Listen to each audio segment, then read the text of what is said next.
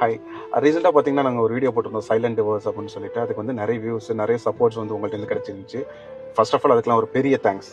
So அந்த வீடியோல பாத்தீங்கன்னா நிறைய பேர் கமெண்ட் செக்ஷன்ல அக்கா எனக்கும் சைலண்ட் டிவோர்ஸ் ஆயிடுச்சுக்கா, அக்கா இது பேர் தான் சைலண்ட் டிவோர்ஸ், அப்ப நான் டிவோர்ஸ்ல தான் இருக்கிறேனா அப்படின்னு சொல்லியிருந்தீங்க. சீரியஸா நீங்க டிவோர்ஸ்க்கும் சைலண்ட் டிவோர்ஸ்க்கும் அதுவே கன்ஃபியூஸ் ஆயிட்டீங்கன்னு நினைக்கிறேன்.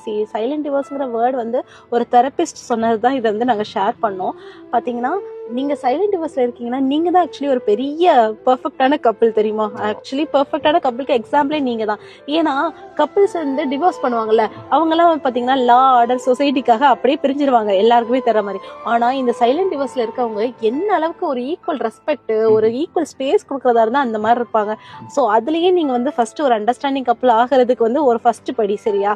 ஸோ இந்த சைலண்ட் டிவோர்ஸ் பத்தி சொல்லும் போது லாஸ்டா சொல்லியிருப்போம். ஸோ இந்த மாதிரி ஒரு விஷயம் நீங்க கோ த்ரூ பண்றீங்கன்னா ஃபர்ஸ்ட் ஒன்னு பேசுங்க உங்க பார்ட்னர் கிட்ட, இல்லைன்னா ஒரு தெரபிஸ்ட் போங்க, இல்லைன்னா ஒரு கவுன்சிலிங் போங்க. ஸோ பேசினா முடியாத விஷயம் எதுவுமே கிடையாதுங்க. ஸோ லைஃபை வந்துட்டு இந்த கட்டத்தை தாண்டி தாங்க நெக்ஸ்ட் லெவல் வந்து வரணும். ஸோ இதை புரிஞ்சுக்கிட்டா நம்ம லைஃப் வந்து நெக்ஸ்ட் லெவல் நம்ம எடுத்துட்டு போகலாம்.